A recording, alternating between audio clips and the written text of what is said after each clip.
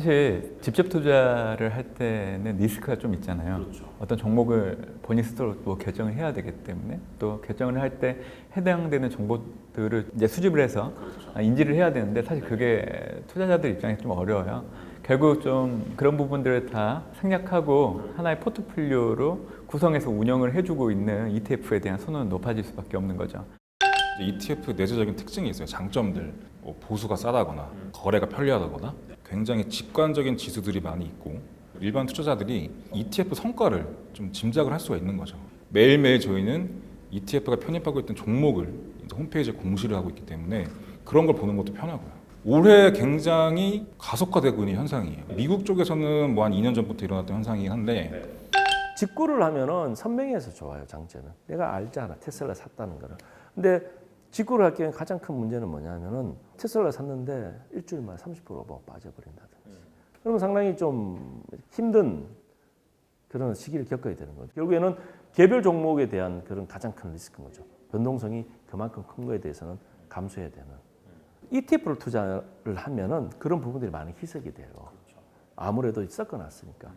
ETF 투자를 어떻게 해야 될까요? 방법 자체를 좀 모르는 사람들이 좀 네. 주신다면. 지금 코로나 이후에 이런 게 잘 될 것 같다라는 아이디어는 웬만한 사람들이 다 알고 있어요.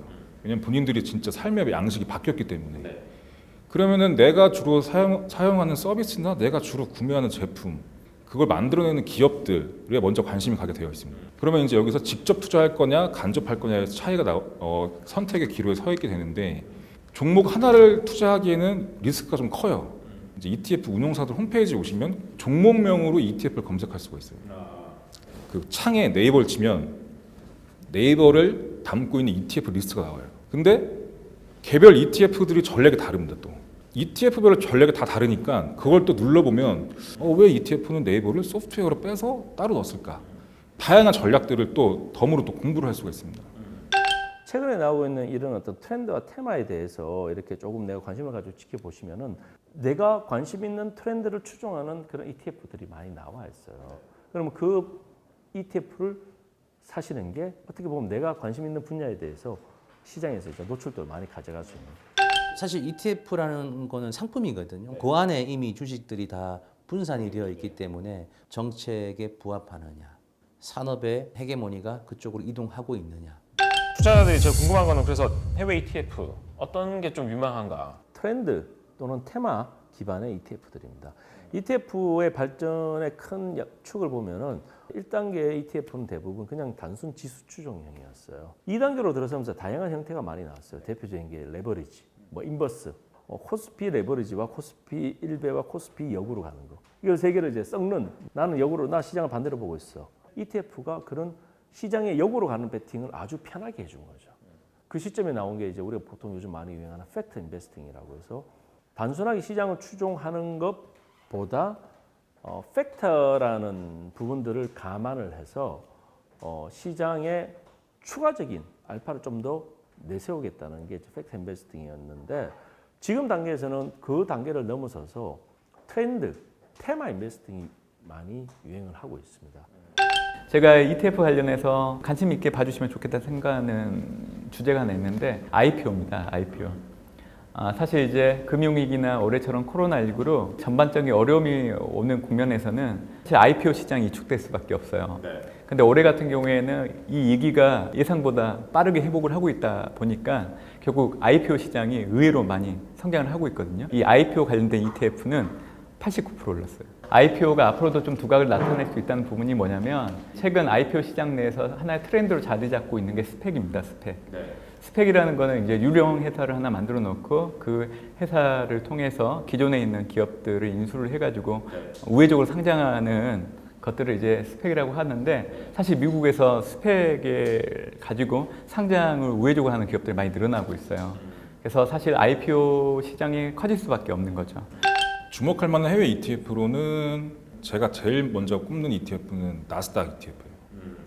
혁신 테마를 잘 반영하는 대형 지수라고 보시면 되고 그 중에서도 미국 나스닥 100, 1위부터 100등까지 뽑아낸 그 지수를 추정하는 ETF를 제일 먼저 추천을 드립니다. 코어 세틀라이트 전략이라고 하는데 뭐 코어는 이제 나스닥으로 코어를 잡으시고 한 50%가 됐든 뭐 70%가 됐든 그다음에 나머지 뭐 30에서 50% 정도는 이제 알파, 그러니까 장기적인 알파 전략을 취하는 거죠. 예를 들면 아까 얘기했던 혁신 테마 ETF들, 아니면 타이거 미국 나스닥 100 ETF라는 게 있는데 좀 더 빠르게 투자할 수 있는 혁신 테마 ETF들을 섞으면서 투자를 하시면 굉장히 장기적으로 좋은 수익률을 낼 수 있지 않을까 싶어요. 네. 지금 팀장님 해외만 말씀해 주셨지만 네. 말씀하신 국내도 잘 알고 계시니까 국내요? 국내 ETF도 좀 투자 전략 좀 조언 좀 해주시죠.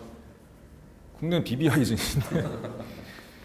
그러니까 이게 제가 저희 상품을 홍보하는 게 아니라 네. 베타를 따라갈 수 있는 코스피 200 ETF를 깔고 네. 이제 대한민국을 선도할 다양한 성장주 ETF들로 배치를 하면 이것도 똑같은 아까 말씀드린 거의 한국 버전인 거죠. 그래서 그런 걸로 하시는 것도 굉장히 좋아요. 일단은 가장 쉽게는 지수를 추종한 ETF부터 보시는 게 맞고요. 언론 기사나 이런 걸 봤을 때 이쪽 산업이 뜰 것 같아. 근데 기업을 찾긴 좀 어려워. 그러면 그 산업에 대한 ETF를 찾으시면 다 나와요. 그래서 유망한 거 뭐 일단 클라우드부터 로봇 ETF도 있죠. 그다음에 전기차 ETF 있죠. 게임과 e스포츠 ETF도 있고요. 또 원격 의료 ETF도 있습니다. 뭐 이렇게 정말 다양한 ETF들이 있고 또 최근에 뜨고 있는 뭐 태양광 ETF. 전 세계가 합치를 본 분야가 하나 있다라고 말씀드렸었잖아요. 뉴딜인데 그게 그린이더라라고 치면 모든 정부에서 동일하게 정책 자금을 지원한다라고 하면 그린 산업이 커질 수밖에 없는데 그런 맥락에서 지금 그린과 관련된 분야는 종목을 딱 찝는 것도 중요합니다만 ETF를 활용하시는 것도 굉장히 좋아 보이거든요.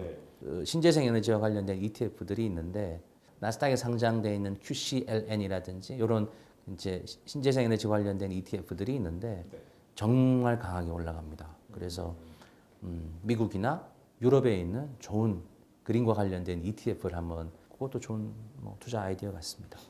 유의해야 될 점 어떻게 있을까요? 유의해야 될 점은 모르고 투자하는 게 제일 모든 투자는 모르고 투자하면 안 되잖아요.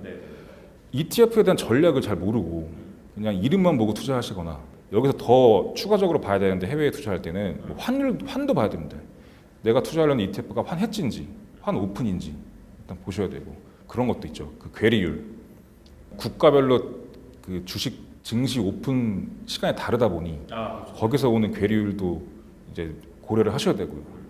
물론 최근에 펀드 투자의 약점들이 좀 많이 나왔어요. 펀드 같은 경우에는 아무래도 가격 상장은 보통 3일씩 뭐 4일씩 걸리는 그런 부분이 있다 보니까 내가 산 가격이 얼마인지를 이틀 있다 알게 되는, 그리고 판 가격은 얼마인지도 또 이틀 있다 알게 되는 그런 부분들이 어떻게 보면 조금 번거로운 측면이 있는데 펀드의 가장 큰 장점은 뭐냐면은 관리 주체가 아무래도 나보다 훨씬 그래도 많은 정보를 가지고 계신 분들이 관리를 하다 보니까 안정성인 측면에서는 훨씬 더 낫다고 보시면 될 것 같습니다. ETF는 그 사이에 있는 거죠. 어떻게 보면 모아서 관리를 해주는 거는 펀드 회사가 해주지만 ETF도 사실 펀드거든요. 다만 그거를 내가 사고 팔고 하고 이런 의사결정은 개인의 의사결정이거든요. 그러다 보면 약간 하이브리드 같은 개념이다 보니까 이쪽 장점도 있고 이쪽 장점도 가지지만 반대로 이쪽 단점과 이쪽 단점은 다 같이 가지는 그런 부분이 있는 거죠.